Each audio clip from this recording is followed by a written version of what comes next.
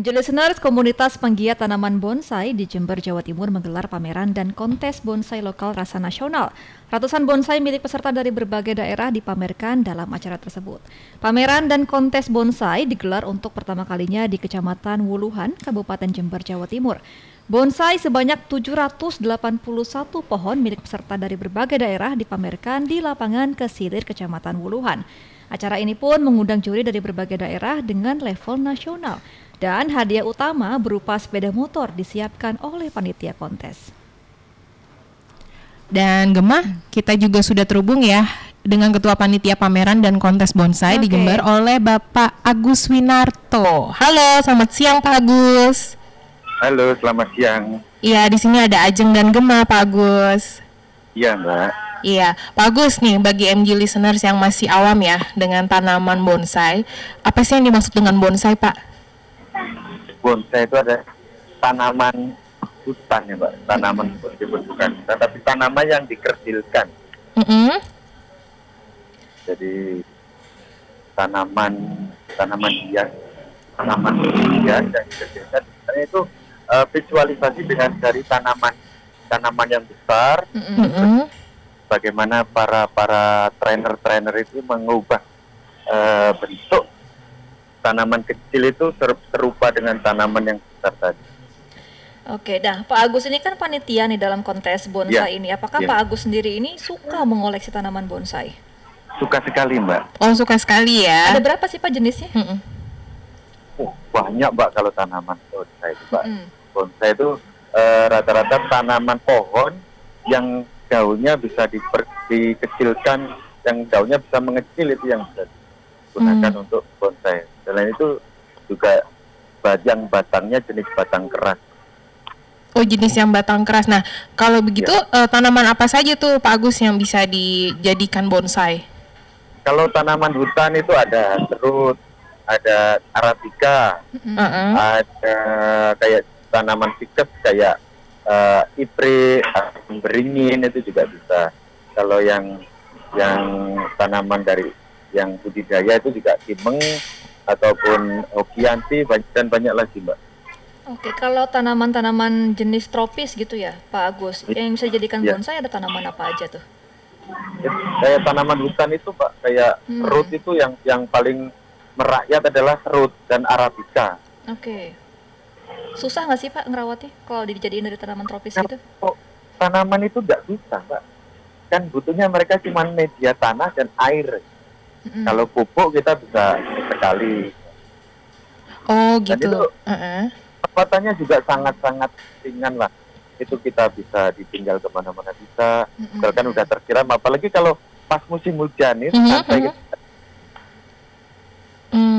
Nah Pak Agus, kan bonsai selain di Indonesia kan ada juga yang di Jepang ya Pak ya. Nah bedanya bonsai Indonesia sama bonsai Jepang tuh apa Pak Agus? Sebenarnya sama aja itu, Pak. Dari jenis tanamannya juga sama apa? Enggak, beda. Beda kan ya? Sebenarnya kalau yang dari Jepang, di Jepang itu kebanyakan kayak banyak cemara kan dari sinensis atau cemara udang banyak. Di sini juga ada gitu. Sama saja, Mbak. Cuman itu yang membentuk tergantung trainer-trainernya, Mbak. Mau dibikin karakter kayak apa, atau surrealis atau yang tegak lurus atau gimana kan, tergantung trainernya. Nah Pak Agus, kan bonsai di Jepang juga cukup diagungkan ya sebagai tanaman, harganya juga mahal. Kalau di Indonesia sendiri ini harganya mahal juga nggak sih? Di Indonesia bahkan sangat luar biasa juga, Pak. Di sini harganya juga. Kalau untuk yang di sini ya, kalau harga 500 sampai 1 miliar itu. Sampai 1 miliar, Pak. Aduh, gaji saya belum sampai segitu, Pak. Iya. Bisa jadi aset dong ya Pak. Iya, wow. Itu memang bonsai itu seperti investasi sebenarnya. Oh, berarti itu ada ya Pak ya, orang maksudnya penghobi yang tanaman bonsai itu membeli sampai harga 1 miliar tuh ada Pak? Ada. Wow, Bapak sendiri punyanya paling mahal berapa Pak kalau boleh dibocorin? Kalau punya saya nggak begitu mahal, Pak, paling kisaran 150-an. Ya ampun Pak, itu mah bukan gaji saya Pak. Tapi penyimpanannya gimana tuh Pak? Bapak nyimpennya di halaman rumah atau agak ada tempat khusus gitu? kalau bonsai gini Mbak, bonsai itu juga bisa disimpan kita di dalam rumah kan juga nggak bisa, dia harus kena sinar matahari kan. Ya kita simpan aja di kebun samping rumah gitu, yang penting sinar mataharinya cukup, penyiramannya juga cukup, udah. Nanti perawatan kita paling pegang gunting aja. Kalau yang ada gunting. Pengen cuma gunting doang nih ya Pak ya. Ya. Berarti, nah saya juga penasaran nih Pak, kan Bapak kita cuma pegang gunting. Nah, tapi kan kadang kalau gimana sih Pak kita memola ya, bikin pola, cara mengerdilkan bonsai, apakah bentuknya itu udah kita cari desainnya nih Pak ya? Ya. Atau sembarang aja Pak? Enggak, itu juga harus ada trainernya juga. Oh, ada trainernya juga ya? Kalau kayak gitu, kecuali kalau itu dari bahan ya, dari bahan kita lebih baik mengundang trainer-trainer yang sudah berkompeten. Ini pohon ini maunya gimana arahnya, cabangnya mau kemana, itu ada trainer. Nah, kalau itu sudah jadi, ya kan tinggal perawatan gunting aja. Begitu ya. Harus seperti itu ada ya. Yang tumbuh yang Iya. Oke Pak Agus, Jember kan akan melakukan pameran bonsai nih ya Pak, untuk pertama kalinya. Nah, untuk informasi ke MJ listeners ya, tujuan kontes ini apa Pak? Tujuan kontes ini sebenarnya untuk menyambung tali silaturahmi antar pembonsai yang ada di Jawa Timur sini ya Mbak. Selain itu juga untuk menggairahkan para pemula-pemula itu supaya mereka juga ada greget untuk bisa mempunyai bonsai yang berkualitas. Jadi tidak cuma asal bikin bonsai, cari di hutan, dibentuk-bentuk, sudah ikutin pameran, kan nanti dapatnya prestasinya kurang bagus kan, nggak enak. Jadi disinilah ada semacam edukasi juga, penyupport juga untuk mereka belajar membuat bonsai lebih baik lagi supaya berprestasi gitu. Oke, nah nanti kriteria penilaian seperti apa nih Pak? Apakah dari kesegaran daunnya atau mungkin bentuk polanya? Iya, betul. Kriteria penilaian bonsai di sini kita bagi jadi 4 kelas. Ada yang bonsai mame kan yang kecil-kecil itu Mbak, small, kecil, antara 10 cm, antara 0 cm sampai 30 cm itu masuk kelas mame. Jadi ada mame prospek sama mame jadi. Mame prospek itu adalah mame bonsai kecil yang masih bahan, belum sempurna gitu. Kalau yang mame jadi itu bonsai kecil yang sudah jadi. Di tahapannya di situ. Terus ada prospek umum. Prospek umum itu umum untuk yang ukuran lak dari 30 sampai bisa sampai 1,5 meter. Wow, besar ya. Terus yang selanjutnya adalah kelas jadi. Jadi itu konsep bonsai yang sudah jadi, yang sudah enak dipandang, yang benar-benar sudah jadi. Jadi kalau untuk tahapan penilaian itu ada di juri. Ada di juri ya Pak ya? Ya. Kewenangan penuh ada di juri. Kan tadi kita udah dengar ya MJ listeners juga kriteria penilaian kontes bonsai juga ya Gema ya. Nah, saya juga ingin penasaran juga nih Pak Agus, dari kelas-kelas itu tuh pengen tahu nih bentuk-bentuk dasar dari bonsai itu apa aja Pak? Kalau bentuk dasar, dasar. Ada yang makanya ada yang formal. Formal itu adalah bonsai yang tegak lurus ke atas. Cuman ada tahapan-tahapan. Ada ranting, ada cabang pertama, cabang kedua, cabang ketiga, terus ada anak ranting, anak cabang. Semua itu harus ada tahapan. Terus gaya selenting, macam-macam Mbak. Kalau gaya selenting, terus gaya raf itu kayak hutan gitu Mbak ya. Terus ada gaya terjun, katakanlah terjun kayak air terjun gitu. Oh itu bisa ya Pak, dibuat kayak beneran kayak air terjun gitu tuh? Ya kayak terjun gitu, bonsainya melantung ke bawah. Cuman ini ada iramanya Mbak. Kalau pas kaku-kaku juga ada irama. Nah untuk bikin yang air terjun itu berapa ukuran bonsainya, berapa meter tuh Pak Agus?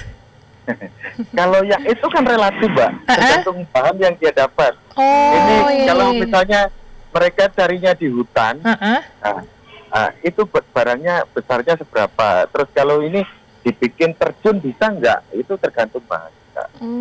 Kalau kita dari budidaya bisa, mau dibikin kayak apa bisa. Gitu. Nah, dari berbagai bentuk-bentuk dasar ini Pak Agus, ukuran Ya. bonsai dari yang paling kecil sampai paling gede itu berapa meter Pak?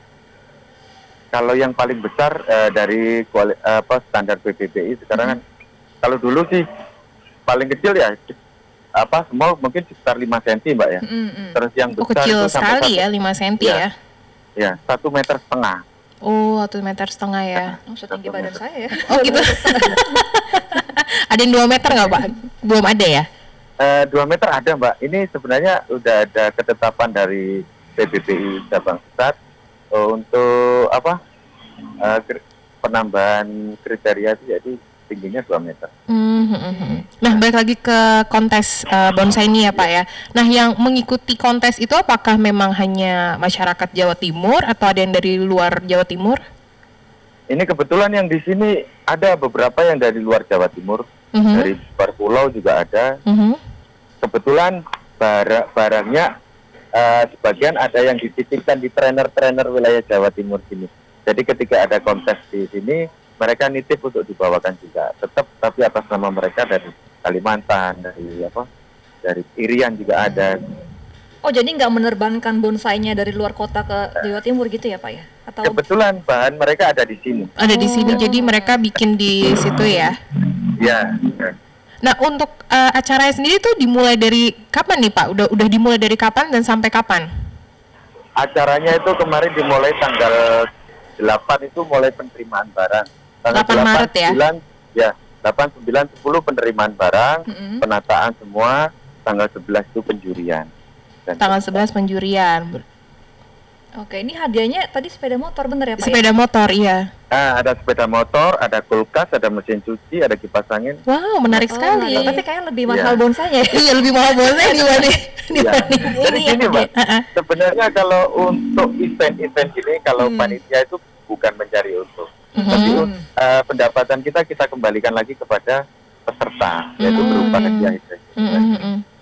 Nah, ini tujuannya memang untuk yaitu nyambung tali silaturahmi, ya, dan saling biar keakraban itu terjalin. Baik Pak Agus. Banyak nggak sih Pak yang tertarik sama bonsai ini? Sangat antusias banget Mbak, untuk masyarakat umum yang melihat itu kan selalu banyak setiap harinya.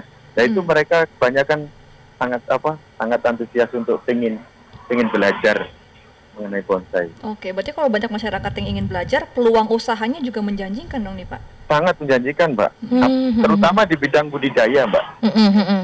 Nah di budidaya itu sangat-sangat menjanjikan sekali, daripada kita nanam padi ya, katakanlah nanam padi, kalau hitungan per tahun lebih menjanjikan yang budidaya bonsai. Oh iya, baik. Nah, ancaman dari budidaya ini tuh apa aja Pak?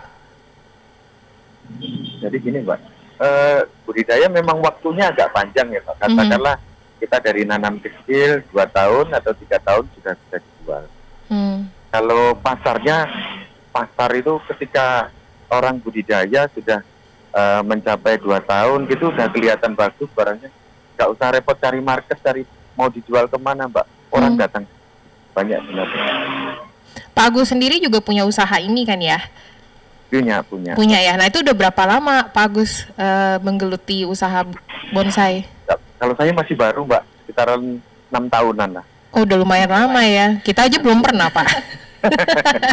Nah untuk para pemula nih ya, tipsnya apa Pak untuk para pemula yang ingin memulai bukan kegiatan sih, maksudnya untuk memulai bikin bonsai ini ya, atau mungkin kayak rumahnya belajar halamannya harus seperti apa? Jangan takut Mbak, maksudnya lebih dekat dengan para trainer. Jangan takut bergaul pada pembonsai yang sudah lama-lama, karena banyak pemula yang malu atau gimana ya. Aku pengen belajar sama Pak itu tapi malu. Jangan seperti itu. Nah, nge-reach out-nya tuh gimana? Apakah ada komunitas di media sosial atau ada grup WhatsApp komunitas, gitu? Di media sosial tuh apa Pak komunitasnya kalau boleh tahu? Ya yang terbesar di Indonesia adalah PBBI Pak. PBBI ya? Iya, PBBI ya. Berarti itu kepanjangan dari apa Pak? PPBI, penggemar pecinta bonsai Indonesia. Oh, penggemar pecinta perkumpulan, Mbak. Ya, perkumpulan ya. Pecinta bonsai Indonesia ya. Berarti kalau ada pemula yang mau nyoba-nyoba bisa langsung ke situ dulu ya. Iya bisa kontak PPBI ya. Itu pun di luar Pulau Jawa pun bisa untuk kontak. Semua, ya. Pak, itu sudah di Indonesia sudah banyak cabang. Tiap kota, setiap wilayah ada cabangnya. Ya Pak Agus, ini kan kontesnya baru di Jawa Timur nih. Kedepannya ada nggak proyeksi kontes-kontes di kota-kota lain?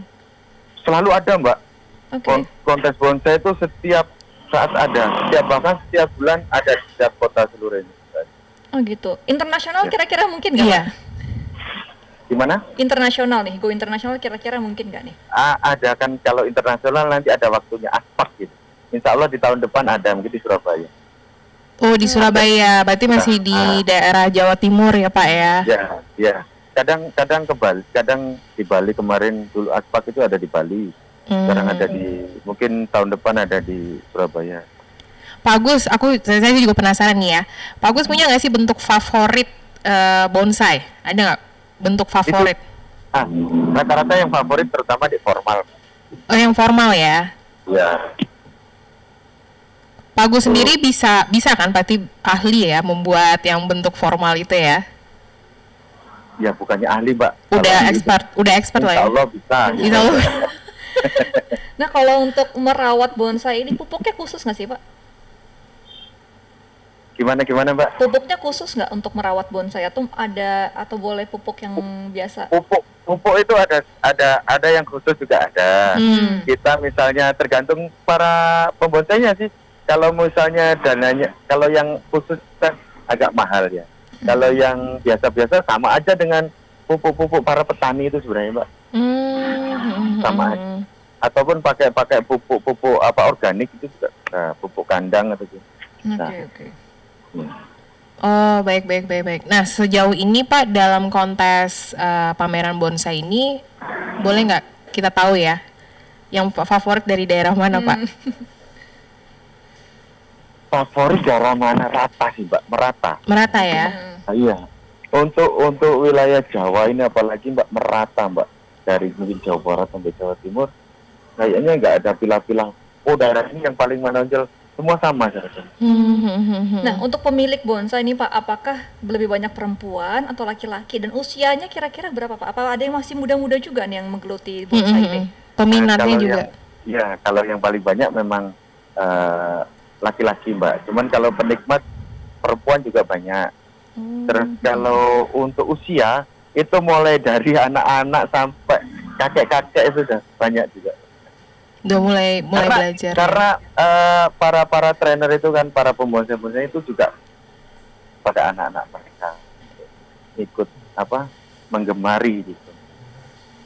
Ikut menggemari juga ya Pak ya. Oke, siap. Ini sepertinya kita nantikan sekali ya kontes ini. Kalau di Jakarta mungkin kita bisa langsung ke lokasi ya. Atau mungkin kita bisa nonton kayak live streaming gitu nggak sih Pak Agus? Ada nggak? Live streaming bisa nanti, Mbak. Kapan kira-kira? Enggak, maksudnya mungkin ada di akun sosmednya PBBI gitu, misalnya di-share linknya. Jadi mungkin masyarakat di luar yang tidak ikut ya, yang nggak bisa ke Jawa Timur tuh bisa lihat lah, bisa banyak, tonton Pak. lah ya. Bisa di YouTube juga banyak. Di YouTube juga ada ya Pak ya? Iya. Baik Pak Agus. Iya, Mbak. Oke, Pak Agus Winarto, terima kasih ya sudah bergabung dengan MG Listeners di Brunch Time. Semoga sukses acara kontesnya. Salam sehat Pak Agus. Ya, Mbak. Terima kasih, Mbak. Sama-sama.